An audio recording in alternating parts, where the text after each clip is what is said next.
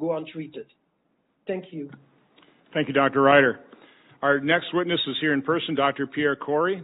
Dr. Corey is the former Associate Professor and Chief of the Critical Care Service and Medical Director of the Trauma and Life Support Center at the University of Wisconsin, and recently joined the ICU service at Aurora St. Luke Medical Center in Milwaukee.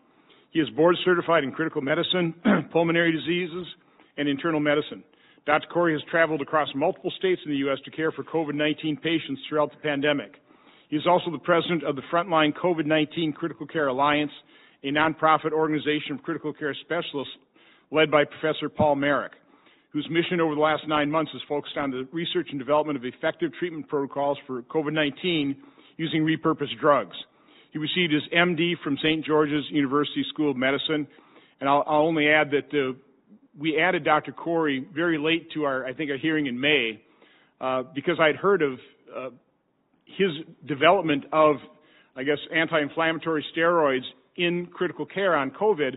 And Dr. Corey, I have to tell you, I've had doctors come up to me and thank me for holding that hearing where they listened to you, change their thinking. They believe they've saved their patients' lives because of your testimony at that hearing. I hope your testimony will be as impactful today. Dr. Corey. Senator, thank you, and thank you for holding this hearing. I just want to start out, I didn't think I'd have to say this, but I want to register my offense at the ranking member's opening statement. I was discredited as a politician. I am a physician and a man of science. I have done nothing but commit myself to scientific truth and the care of patients. And to hear that I'm here because of a political angle, I am not a politician, I'm a physician. I want to start out by saying that I'm not speaking as an individual, I'm speaking on behalf of the organization that I'm a part of. We are a group of some of the most highly published physicians in the world. We have near 2,000 peer-reviewed publications among us, led by Professor Paul Marik, who's our intellectual leader. We came together early on in the pandemic, and all we have sought is to review the world's literature on every facet of this disease, trying to develop effective protocols. You just mentioned that I was here in May, and I recommended that it was critical that we use corticosteroids in this disease when all of the national and international healthcare organizations said we cannot use those. That turned out to be a life-saving recommendation. I am here again today with a new recommendation. In the last 9 months, in our review of all of the literature as a group, again, we are some of the most highly published physicians in our specialty and the world. We have done nothing but try to figure out how to identify a repurposed and available drug to treat this illness.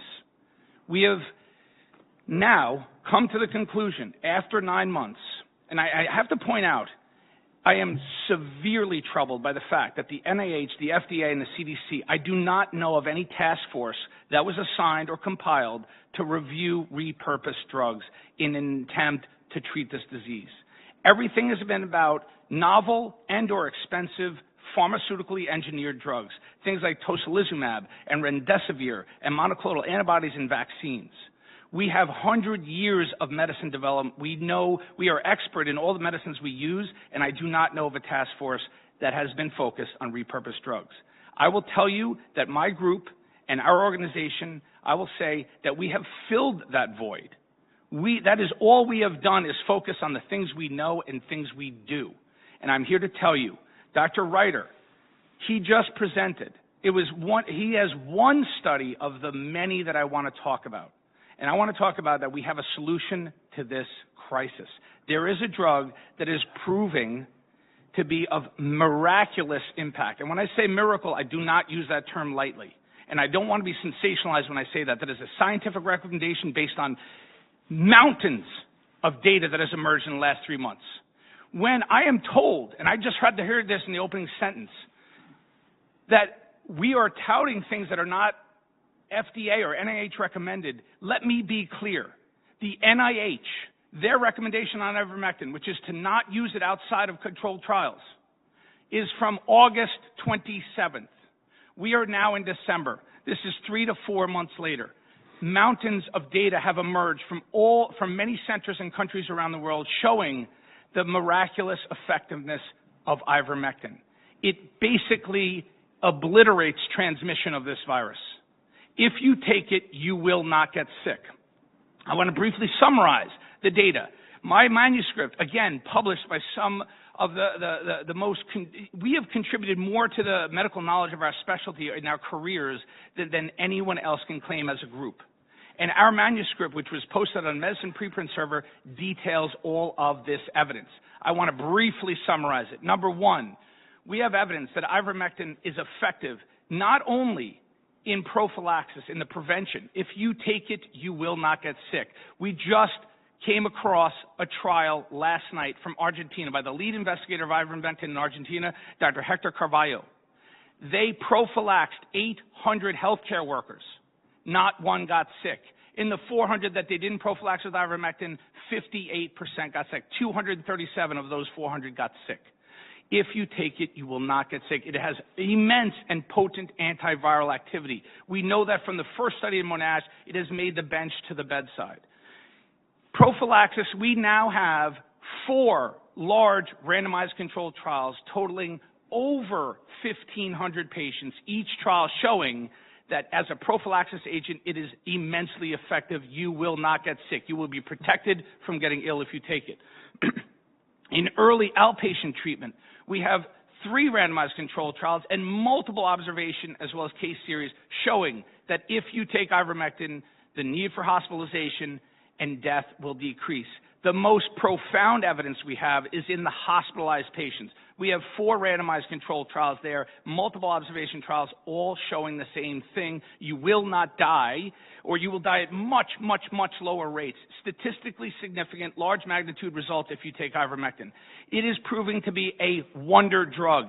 It has already won the Nobel Prize in Medicine in 2015 for its impacts on global health in the eradication of parasitic diseases. It is proving to be an immensely powerful antiviral and anti-inflammatory agent. It is critical for its use in this disease. We, again, stand by our manuscript. It is a scientific manuscript. It's been submitted for peer review. But please recognize peer review takes time. It takes months. We do not have months. We have 100,000 patients in the hospital right now dying. I'm a lung specialist. I'm an ICU specialist. I've cared for more dying COVID patients than anyone can imagine. They're dying because they can't breathe. They can't breathe.